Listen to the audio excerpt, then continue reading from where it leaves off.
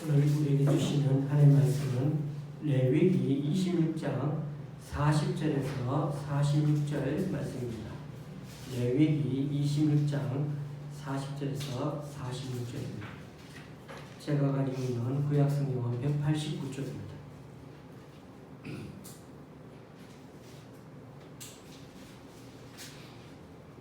교도하실 때 마지막 절 같이 읽습니다.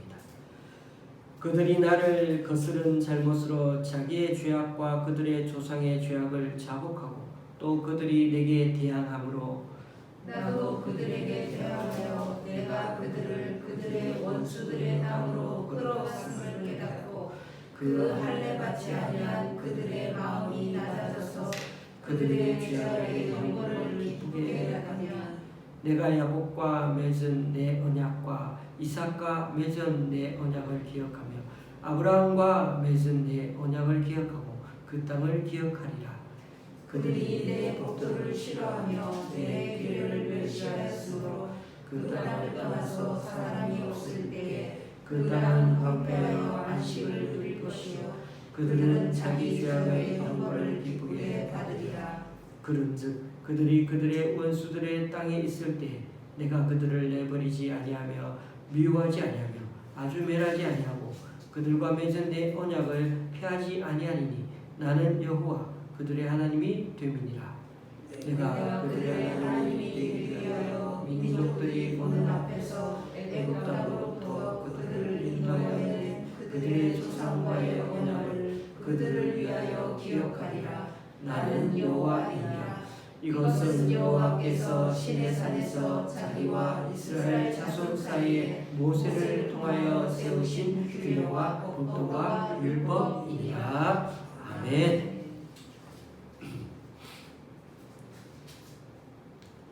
이제 레위기 말씀도 이번 주일이면 마무리하게 됩니다. 레위기는 출애굽한 백성에게 주신 하나님의 규례와 법도 또 율법입니다. 하나님의 백성으로 부름받은 이들에게 주신 말씀이기에 우리는 이것을 성화, 즉 하나님처럼 거룩함을 입는 과정이라고 말씀드렸습니다. 하나님이 거룩하신 분이니까 우리도 거룩한 존재가 되어가는 그 과정이 바로 이 레위기가 말하는 중요한 주제입니다. 그런데 우리는 가끔 착각을 하는 것이 애굽을 나와서 가나안에 이르는 것이야말로 목적이고 천국으로 가는 끝이라고 생각합니다. 그렇지 않습니다.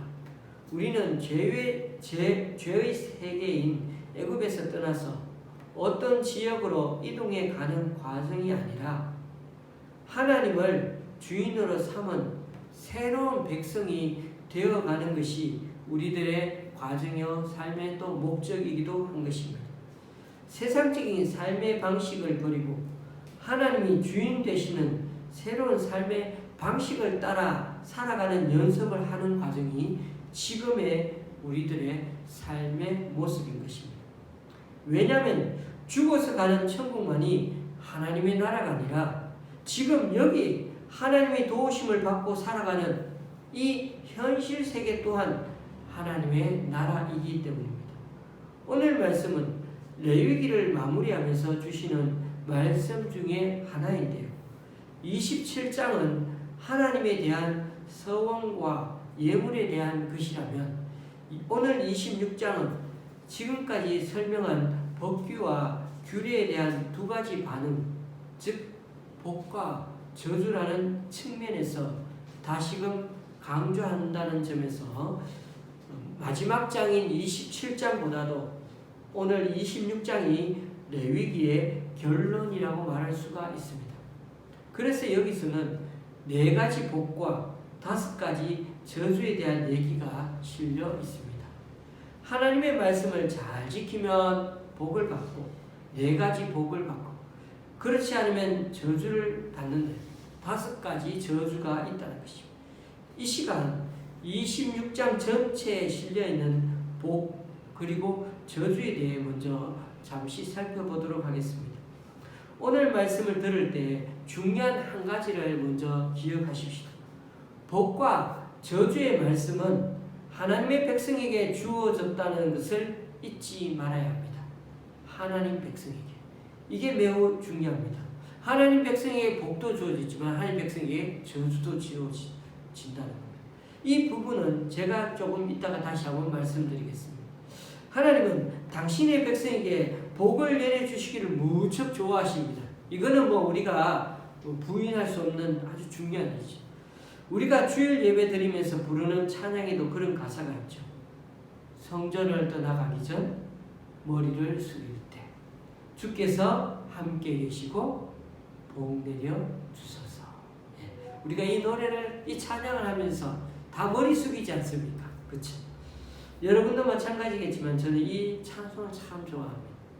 이제 예배 중에 말씀 듣고 또 한 주간 믿음으로 살아가려고 결단하려는 그 마지막 순간에 머리를 탁 숙이는 그 순간에 우리 하나님이 우리 머리 위에다가 막 손을 대시고 머리도 쓰다듬어 주시고 격려해 주시고 성령을 부어주시고 내가 너에게 함께 해주고 복도 내려주겠다.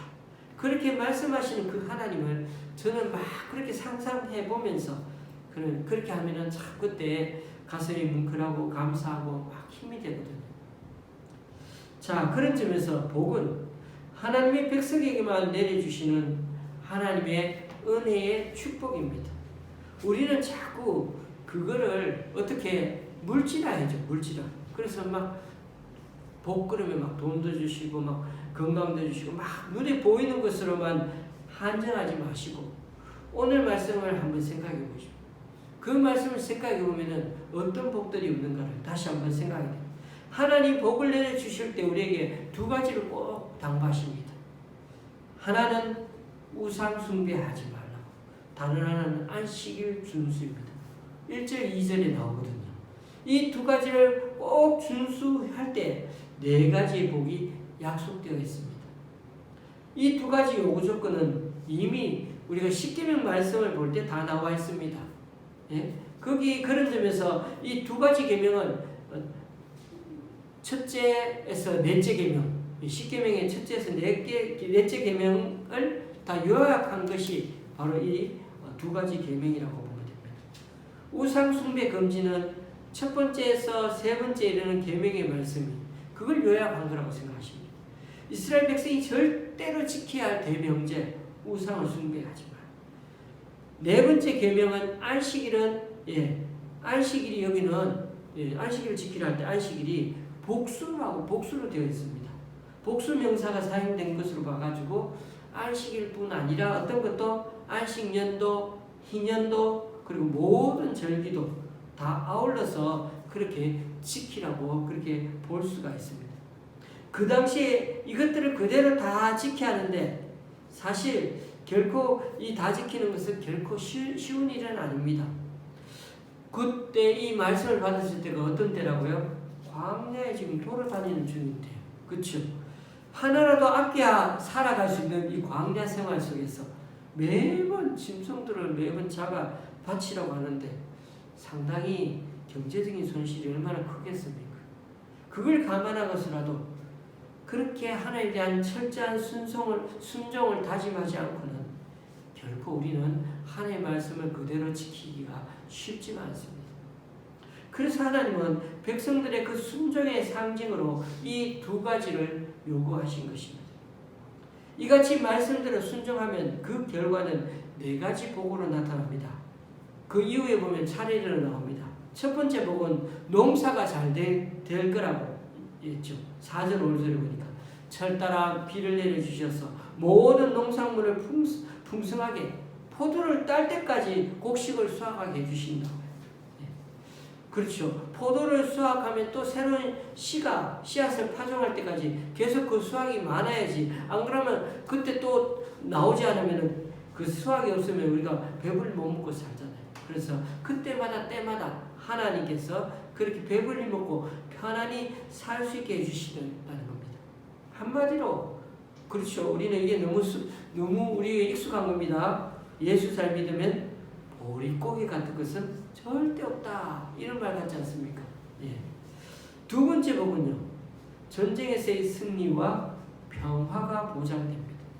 하나님이 원수들을 쫓아내시고 5명이 싸우면은 100명을 이기고 100명이 10,000명을 상대를 또 승리하게 해주시겠다고 약속하셨어요. 모든 대적들을 이스라엘의 칼 앞에 엎드러지게 해주겠다. 그렇게 약속하셨어요. 그리고 사나운 짐승들이 공격해도 그 가운데서도 안전하게 지켜주실 거라고 말씀하셨습니다. 그러니 전쟁이 없고 평화로운 나라가 되게 해주시겠다는 약속이 6절에서 8절까지 나옵니다. 어떻게 하면요? 말씀대로 순종하면. 세 번째로 복은요, 공동체가 번영하는 것입니다. 하나님이 이스라엘 공동체를 잘 돌봐 주셔서 번성하게 해주시고 창대하게 해주시고 언약을 그대로 이행하실 거라고. 그래서 바다의 모래같이 공동체가 막 번성하게 되어도 곡식이 나올 때까지 묵은 곡식이 어떻게 떨어지면 안 되죠. 그때까지 묵은 곡식도 있게 해주시는 이 복이 9절 10절에 그대로 나와 있습니다. 네 번째 복은요, 하나님 임재의 복 약속이죠. 11절에서 13절까지 나오는데 하나님의 성막을 공동체 안에 그대로 함께 해주셔서 어떻게 해죠? 함께 거하게 해주신다는 복. 하나님 함께 해주신다는 게 그 복이라는 거예요. 근데 아닙니다. 하나님이 함께 해주시는 게 제일 큰 복이에요, 사실. 이스라엘은 여호와의 백성이 되는 것, 하나님은 우리 하나님 되어주시는 것, 이게 임마누엘의 복이 가장 큰 복이에요. 하나님이 계시는 것이 가장 큰 복. 하나님 우리의 선물이 되어주신 가장 큰 복. 우리는 너무나 하나님 손에 쥐어지는 게 제일 큰 복 같죠? 아니에요. 우리 엄마 아빠가 내 옆에 계시는 게 제일 큰 복이에요. 그래야 우리 자녀들이 마음이 안심이죠. 엄마 아빠가 옆에 있는 가장 큰 복이죠. 사도 바울은 그리스도인이란 어떤 존재로 말했습니까? 내가 그리스도와 함께 있으니까. 그리스도가 내 안에 계시니까 우리는 그리스도와 어떻게 해요? 연합된 존재가 돼요. 그럴 때 사도 바울은 그것이 바로 그리스도 안에 있는 가장 큰 복. 그래서 그리스도인을 가리켜서 살아있는 하나님의 성전이라고 그랬죠. 바로 오늘 말씀 12절을 한번 잘 생각해 보십시오. 이와 같이 하나님께서 이르시되 내가 그들 가운데 거하며 두루 행하여 나는 그들의 하나님이 되고 그들은 나의 백성이 되리라. 이거 어디서 들은 얘기 같지 않습니까? 정확하게 고린도후서 6장 16절에 하나님께서 너희들이 나의 성전이라고 얘기하시면서 사도 바울이 이렇게 이 말씀을 인용했습니다. 나는 그들의 하나님이 되고 그들은 나의 백성이 되리라. 여러분, 이 하나님의 임재는 우리 모든 그리스도인이 간절히 원하는 가장 큰 복과 영광이 아니겠습니까? 임마누엘이 하나님이 계신 것을 믿는 자는 정말 세상이 감당하기 어려운 그런 인생을 살아가는 자들이 되는 것입니다. 어떤 시련과 어려움이 닥쳐와도 우리가 총과 칼이 있으면 덜 무섭지만은 그러나 그 총과 칼보다 더 위대하신 하나님이 계시면은 더 우리는 두려움이 없는 것이죠. 세상이 감당할 수 없을 정도로 하나님에 대한 믿음이 굳건히 서 있으면 얼마나 대단한 자입니까? 어떤 시련과 어려움 닥쳐도 괜찮죠. 또 한편은 어떻습니까? 하나님이 우리를 믿음 그대로 지켜주셔서 우리를 세상이 감당하기 어려운 상태로 만들어주시고 지켜주시고 보호해주신다는 것. 그것이 바로 우리가 히브리서에서 10장에서 봤던 말씀, 세상이 감당하기 어려운 자라고 했죠. 그 말이 이 말입니다. 두 가지가 되는 거죠. 정말 우리가 어떤 시련과 염려가 와도 믿음으로 세상이 감당하기 어려운 정도로 굳건히 서 있는 것 뿐만 아니라 하나님이 우리를 너희 감당하고 남을 만큼 우리를 지켜주시기 때문에 그래서 세상이 감당하게 됩니다. 말씀하네요. 교우님들, 이것이 여호와 하나님의 두 가지 조건에 순종했을 때 주어지는 하나님의 복입니다. 모든 것이 풍요롭고 전쟁이 없고 공동체가 번성하여 창대하게 되고 또 하나님의 임재가 이루어진다는 이 크나큰 복. 아마 이 네 가지가 저와 여러분도 아마 우리의 삶 가운데서 많이 경험했으리라 믿습니다. 이 복이야말로 진정한 복인 거죠. 그런데 또 보십시오. 이처럼 하나님의 말씀에 대한 순종은 네 가지 복을 가르쳐 주는데 반면에 불순종은 5가지 저주를 가져온답니다. 이 시간에 간단히 또 한 말씀드릴게요. 하나님의 규례와 법도 언약에 불순종하게 될 때 오는 첫 번째 저주 16절 17절에 나오네요. 일반적인 상황으로 보면은 우리가 이런 것들을 우리도 경험합니다. 질병과 기근, 대적으로 또 패배를 당하는 것 이런 것들이죠. 우리가 항상 인생을 사는데 좋은 일만 있는 게 아니라 패배당하기도 하고 서러움 당하기도 하고 잘못되기도 하고 또 어려움 당하기 아프기도 하고 고갈되기도 하고 돈이 없기도 하고요. 이러한 재앙들이 갑작스럽게 불순종한 백성에게 찾아옵니다. 우리가 하나님께 매맞기도 한다는 거죠. 젖과 꿀이 흐르는 풍요로운 땅에서 풍성한 결실을 맺으면서 언제든지 그렇게 5명이 100명을 막 쫓아낼 수도 있고 또 100명이 10,000명을 쫓아내서 그 용맹스러웠던 이스라엘 백성들이 이제는 거꾸로 자신들을 쫓아오는 대적이 없음에도 오히려 도망치는 비굴한 신세가 될 수도 있다는 겁니다. 그게 바로 불순종할 때 나타나는 모습이다. 목사님 이게 하나님을 믿는데도 그런 거예요? 여기서는 그렇게 나오죠. 두 번째 저주는 기근과 흉작인데 18절에서 20절까지 첫 번째 저주를 받았음에도 불구하고 여전히 불순종하게 되면 더 세지죠. 이번에는 이전보다도 더 심하게 7배나 징벌을 받게 된다는 거죠. 그 징벌로 인한 기근과 흉년은 이전의 기근보다 7배나 더 심해진대요. 아니 하나님 믿는 사람이 더 이렇게 고통당한다는 게 말이나 됩니까? 그만큼 하나님 앞에서 하나님 믿는 백성이 교만한 것을 어떻게 해요? 절대로 하나님은 용납하지 않으시고 저 안 믿는 사람들의 교만도 용납하지 않으시겠지만은 그러나 하나님은 하나님의 백성이 교만한 것은 절대로 용납하지 않아요. 그래서 오늘 제목이 뭐라고? 마음이 낮아지게 만드시는 하나님. 절대로 하나님은 우리의 마음을 낮아지게 만드시는 이렇게 해서라도 이스라엘의 교만을 꺾으시겠다는 것입니다. 이스라엘의 40년 동안 살아가면서 나중에 신명기에서 고백하는 것이 무엇입니까? 하나님 우리를 쳐서 겸손하게 낮아지게 만드시기 위해서 그 길을 40년 동안 고생하게 하고 돌아가게 만드셨다고 그렇게 고백하지 않습니까? 19절을 보십시오. 하늘을 철과 같게 하고 땅을 녹과 같게 했으라도 너희의 교만을 꺾게 하겠다고. 얼마나 하나님의 의지가 대단하십니까? 철과 녹 얼마나 단단합니까? 기근과 흉년도 그만큼 오래도록 지속되고 아주 아무리 기도해도 때로는 그렇게 바뀌지 않게 했으라도 그 지독한 가뭄을 통해서라도 교만은 반드시 손보게 하겠다는 것입니다. 그러니 불순종에 대한 철저한 징벌을 여기서 말씀하고 있는 것입니다.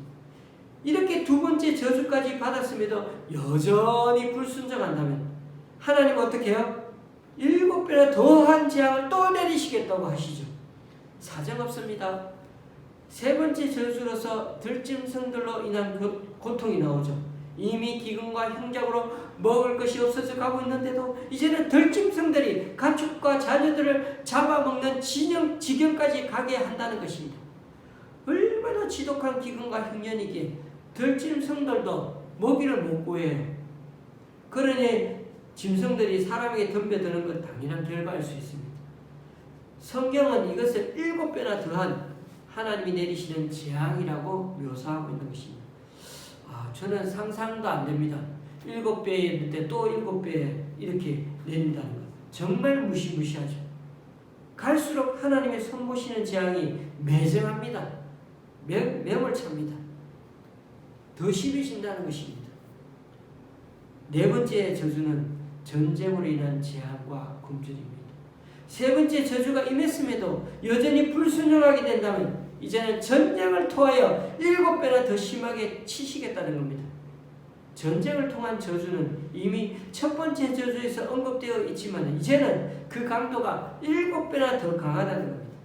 전쟁의 결과는 열 여인이 겨우 화덕 하나에서 구워 저울에 달아 나눌 정도로 너무나 작은 양식밖에 10명이나 달려들어서 여성들이 그렇게 이 화덕에다가 나누어서 구웠는데 보니까 저울에 달아서 나눌 정도로 얼마나 작으면은 그걸 서로 싸울까봐 조금씩 나누어가지고 그렇게 나눌 정도로 양식밖에 없다는 것입니다.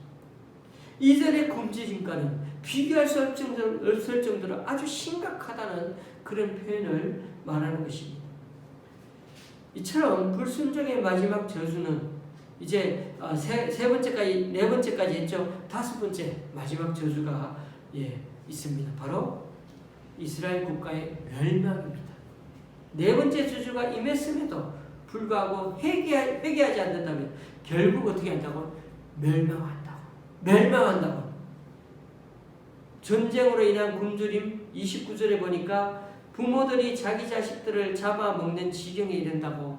이런 결코 있어서는 안 될 일이 불순종한 북이스라엘의 사마리아에서 실제로 막 일어났었죠. 열왕기 하를 읽다 보면 이 말씀이 나옵니다. 예레미야 예가에도 이 말씀이 나옵니다.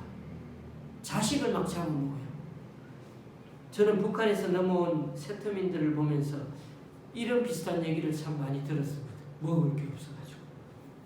사람들이 생존의 극한 상황이 처하면 바로 죽은 동료를 시체를 먹으며 살아야 하는 경우도 있다는 겁니다.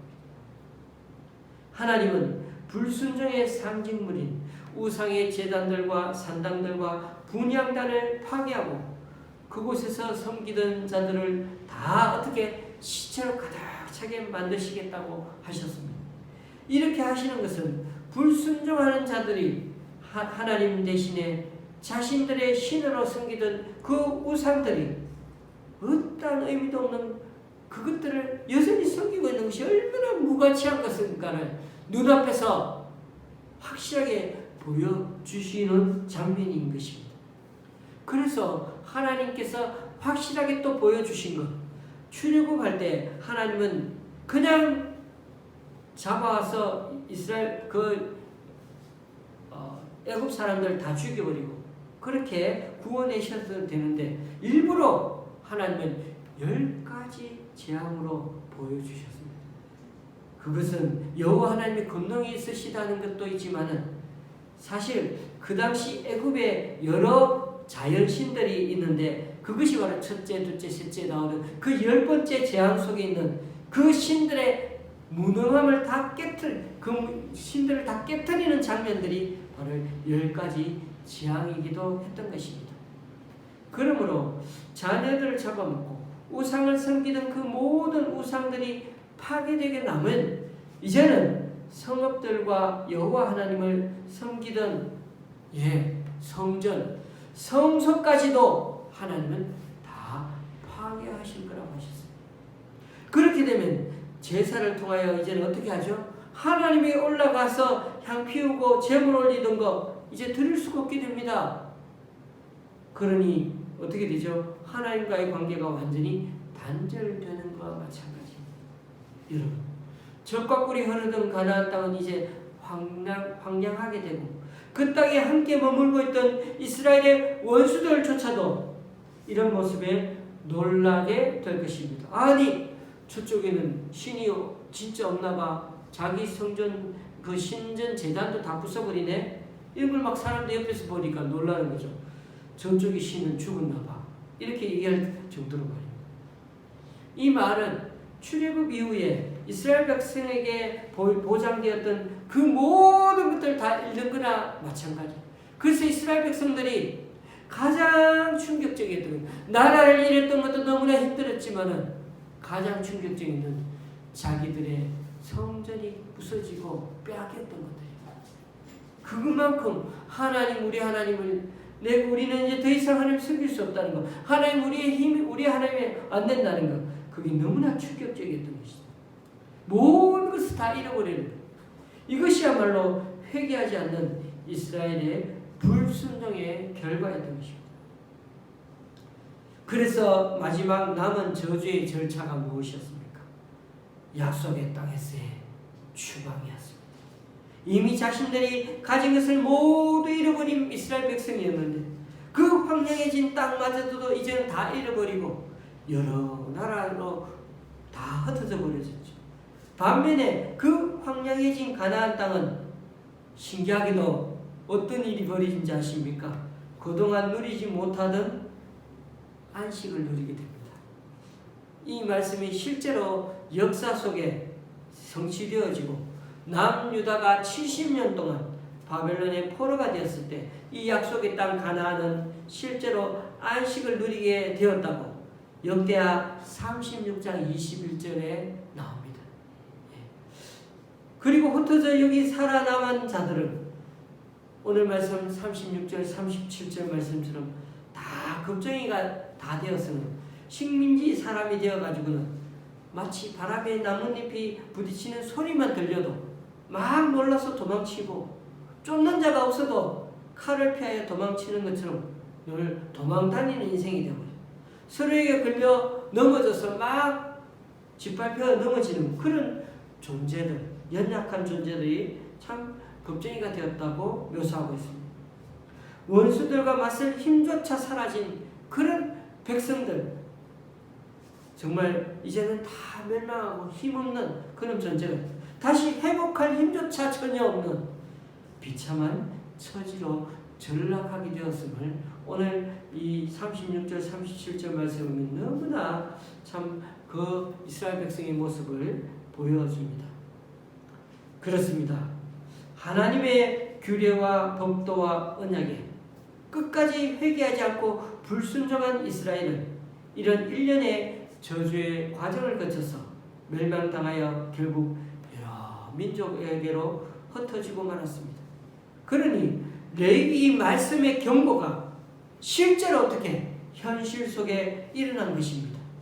하나님께서 정말 순종했을 때는 그에 상응하는 풍요로움과 평화도 주시지만 반대로 불순종했을 때는 순종했을 때의 그 보상과는 비교할 수조차 없는 엄청난 저주를 내리신다는 것을 우리는 알 수가 있습니다.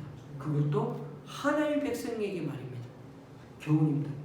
이스라엘의 멸망이 우리에게 나 자신에게 주는 교훈은 무엇입니까? 여러분, 불순종에 대한 강한 저주가 내려졌음에도 결국 성전까지 부서지고 모두가 흩어지는 멸망을 경험한 것이 현재 우리 각자 자신에게는 어떻게 양심의 소리로 들려지고 있습니까? 지금 우리의 삶에서 겪게 되는, 지금 우리 각자의 삶의 터전에서 겪게 되는 다양한 고난들이 있습니까? 그런 모습 중에서 혹 하나님에 대한 불순종의 결과나 하나님의 경고와 사인은 있지는 않았습니까? 이 5번의 저주를 통하여 결국 나라를 잃고 여러 민족에게로 흩어짐을 당한 이스라엘 백성은 이제는 쇠잔해져서 자신들 스스로의 힘으로는 결코 회복될 수 없는 존재가 되었습니다. 우리는 이렇게 말합니다. 아니 목사님, 왜 하나님 믿는 백성에게 이렇게 엄청나게 저주를 퍼부으면 어떻게 합니까? 안 믿는 사람이 죄 짓는 거는 어떡하고 우리만 그렇게 혼내는 겁니까? 제가 그래서 이 말씀을 드리는 겁니다. 이렇게 가혹하고 엄청난 불순종의 대가가 얼마나 큰지를 아는 게 중요하다는 것입니다. 세상 사람들은 이걸 절대 받아들이지 않고 살아가더라도 하나님은 자기 백성을 아예 혼꾸녕 내고 눈물 쏙 빠지게 혼쭐을 내더라도 그 교만을 꺾어서 하나님 백성이 되게 하시는 게 그게 바로 하나님의 은혜의 자리라는 것입니다. 그래서 레위기 말씀이 3절에서 13절까지가 복에 대한 말씀이라면 저주에 관한 말씀은 14절부터 장장 39절까지 기록되어서 복에 관한 것보다도 2배나 넘게 많이 경고의 말씀을 주고 계시는 것입니다. 심지어 여러분 신명기 읽어보셨습니까? 신명기에는 이보다 더 긴 복과 저주에 관한 기록이 있는 것을 기억하십니까? 신명기 28장을 읽으시면 복에 관한 내용은 14절인데 54절이 저주에 관한 말씀입니다. 거기에서 우리는 14절과 54절, 거기에는 4배나 많은 내용이 저주에 관한 말씀이 실려 있습니다.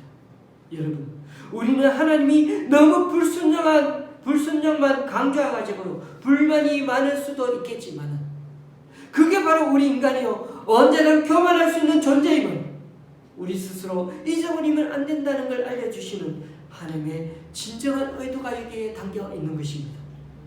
그러나 교우님들 기억하십시다. 반전이 있습니다. 여기에 반전이 있습니다. 이스라엘 백성을 이집트의 압제로부터 구원하신 여호와 하나님이신데 그들을 그렇게 쇠잔에서 없어지도록 결코 내버려 두지 않으신다는 사실입니다. 반드시 그들을 다시 회복시키셔서 출애굽의 구원을 실패로 종결되지 않게 하실 것이고, 결국은 나는 너희 중에 행하여서 너희의 하나님 되고 너희는 내 백성이 될 것이니라. 출애굽 때 약속하신 그 하나님의 약속은 지금 우리에게도 유효한 것입니다. 우리가 믿는 구석이 바로 여기에 있는 것입니다. 그러면 이스라엘이 다시금 회복하려면 그 첫 번째 관문은 오늘 우리가 읽은 말씀에 나와 있습니다. 이스라엘 백성의 죄에 대한 깨달음인 것입니다. 이 깨달음을 통해서 하늘 받지 못한 교만한 마음이 낮아져가지고 죄에 대한 형벌을 기쁘게 받아들여야 한다는 것입니다. 그렇습니다. 하나님 앞에 죄인으로 고백하는 게 제일 먼저 할 일입니다. 이게 먼저 이루어지면 여호와 하나님은 그들의 조상인 아브라함과 이삭과 야곱과 맺은 언약을 꼭 기억하시고 수백 년 수천 년이 되었더라도 절대 잊지 않으시고 그들을 다시 약속의 땅으로 되돌아오게 하신다는 것입니다. 할례는 하나님의 백성의 상징으로서 본래 육체의 그 표시를 남깁니다. 모세와 바울은 어떻게 해요? 마음의 할례를 받아야 한다고 말합니다. 마음이 할례를 받지 못한 자는 하나님의 백성으로 구분되지 못하고 결국 불신앙으로 이어집니다. 그런 자들이 형벌을 기쁘게 받아들인다는 것은 진심으로 회개한다는 것이고 마음이 할례를 받아 하나님의 백성으로서 구분된다는 것입니다. 이것이 오늘 우리가 읽은 말씀의 핵심입니다. 마음의 할례를 받은 자이라면 자신들의 죄를 깨닫고 그 죄에 대한 형벌을 기쁘게 받아들이게 될 것입니다. 예, 그렇죠. 아버지가, 엄마가 때릴 때 우리는 잘못했다고 그래도 빌고 그렇게 용서를 구하지 않으십니까? 그때 여호와 하나님은 그 회개하는 백성을 어떻게 하죠? 우리 엄마에게, 우리 아빠에게 결코 내버리지 않으시고 미워하지도 않으시고 아주 멸하지도 않으시고 하나님 자신의 언약을 폐하지 않으심으로써 다시 그들의 하나님이 되어 주실 것입니다. 여호와 하나님이 이렇게 하시는 이유는 이스라엘 백성의 하나님이 되시기 위하여 그들을 이집트의 압제로부터 구원하시기 때문이고 그 구원은 그들의 조상들에게 하신 언약을 기초로 해서 그들을 위하여 기억해 내셨기 때문입니다. 이게 꽤 중요합니다. 즉 그들을 구원하시고 징계하시며 그들을 다시 회복시키셔서 그들의 하나님이 되게 하신 것은 아주 먼 과거 아브라함과 이삭과 야곱에게 하신 그 하나님이 어떻게 하셨다고요? 하나님 자신 스스로의 언약, 약속에 신실하시기 때문인 것이죠. 너무 신기하지 않습니까? 약속한 사람들은 다 죽었습니다. 약속한 사람들이 없기 때문에 그 약속 이제 다 끝났습니다. 그런데도 하나님은 그 과거 아브라함의 하나님, 이삭의 하나님, 야곱의 하나님은 스스로 자신에게 약속하신 그 약속을 지금도 지켜나가고 계시는 것. 그 하나님의 고집 때문에 우리가 지금 여기에 존재하고 있는 것입니다. 교우님들 말씀을 맺습니다. 하나님은 이스라엘 백성에게 수많은 법규와 규례를 주셨습니다. 하나님은 순종하면 복받고 불순종하면 저주를 내리겠다 하시면서 이들을 하나님의 백성다운 모습으로 바꾸어 가기를 원하셨습니다. 그러나 이들의 교만은 쉽사리 버리지 못했고 결국 나라가 멸망당하는 아픔까지 겪게 되었습니다. 이제 모든 게 다 끝났나 싶었는데 하나님은 여전히 아브라함과 이삭과 야곱에게 약속하셨던 것을 기억하고 계셨고 모세와 더불어 출애굽하시면서 약속하신 그 언약을 지금까지도 홀로 지키고 계셨기에 메시아 예수 그리스도를 이 땅에 보내시어 지금도 여전히 그 구원을 이루어가고 계십니다. 오늘 우리는 레위기 말씀을 묵상하면서 그 구약의 하나님이 여전히 변하지 않은 거룩하신 하나님이심을 기억해야 할 것입니다. 하나님은 당신의 백성에게 하나님 외에 그 어떤 대상도 용납하시지 않습니다. 오직 여호와 하나님만 따를 것을 요구하고 계십니다. 그리고 그에 대한 보상도 충분하게 지급하십니다. 반면에 불순종하게 되면 그에 상응하는 고난과 고통이 따르게 됩니다. 그러나 기억하십시다. 불순종하는 자가 많은 어려움과 고통을 당하게 되는 것은 하나님의 백성이기 때문에 징계하시는 거라는 사실을 말입니다. 그 징계를 통해서 죄를 깨닫고 다른 것으로 눈길을 돌리지 않고 오직 하나님만 바라보기를 원하시는 그 하나님의 진정성을 잊지 마십시다. 그러므로 레위기를 무조건 지켜야 하는 규칙 정도로만 생각하지 말고 우리를 사랑하셔서 우리를 자녀다운 모습으로 교육시키기 위해 매진하고 달려고 칭찬하는 우리 하나님 부모님의 마음으로 바라볼 수가 있어야겠습니다. 그럴 때 오늘 우리가 살펴본 이 많은 징계가 하나님이 자신의 백성을 사랑하시는 모습으로 이해될 것입니다. 부디 저와 여러분이 레위기 말씀으로 더 크신 자비와 인애가 넘치는 한없인 그 하나님을 경험할 수 있는 저와 여러분이 될 수 있기를 주님의 이름으로 간절히 축원합니다. 기도하시겠습니다. 주님, 오늘 말씀에 너무나 많은 불순종의 결과를 보고 때로는 너무나 무섭고 두려워집니다. 그럼에도 우리가 다시금 마음 고쳐먹고 하나님께 순종하려고만 하면 우리에게 철따라 비를 주시고 소산물과 열매를 거두게 해주실 거라는 것 또한 믿고 다시금 용기 내려고 합니다. 혹 우리들 삶에 지금 하나님 외에 다른 곳에 눈길을 주는 것이 얼마나 많은지 구체적으로 다시금 우리 자신을 되돌아보게 하여 주시옵소서. 그래서 단번에 다 끊지 못하더라도 주님께 우리의 연약함과 부족함을 인정하고 우리들 삶에서 주님의 징계를 받아들이고 말씀대로 끊어낼 수 있는 힘 또한 주시옵소서. 이스라엘 백성들이 하나님도 믿으면서 한편으로는 이 세상의 풍요를 놓지 못하고 거절하지 못하고 하나님도 세상도 함께 누리려고 가나안 신까지 붙들고 살았던 그 아련한 모습이 우리들에게 반면교사가 되기를 원합니다. 이 세상의 돈과 힘이 우리에게 필요한 식량과 물자를 공급해주는 원천이 아니라 오직 하나님만이 우리의 생계와 생존을 주장해 주시는 분임을 믿고 하나님을 사랑하고 말씀을 온전히 순종함으로 말미암아 하나님이 우리들의 울타리가 되어주셔서 그 안에서 안전함과 평안함, 샬롬을 누리며 살아가는 우리들이 되게 하여 주시옵소서. 하나님은 순종하는 자에게는 하나님 자신을 우리에게 선물로 주심을 믿고 늘 주님의 말씀에 믿음을 따라 살면서 바로 이곳에서부터 하나님이 약속하신 복을 누리며 살아가는 우리들 되게 하여 주시옵소서. 예수님의 이름으로 간절히 기도드리며 이제 우리 모두 주님께서 가르쳐 주신 길을 한 목소리로 함께 기도하니 하늘에 계신 우리 아버지여 이름이 거룩히 여김을 받으시오며 나라의 임하옵시며 뜻이 하늘에서 이룬 것 같이 땅에서도 이루어지이다. 오늘날 우리에게 일용할 양식을 주옵시고 우리가 우리에게 죄 지은 자를 사하여 준 것 같이 우리 죄를 사하여 주옵시고 우리를 시험에 들게 하지 마옵시고 다만 악에서 구하옵소서. 대개 나라와 권세와 영광이 아버지께 영원히 있사옵나이다. 아멘.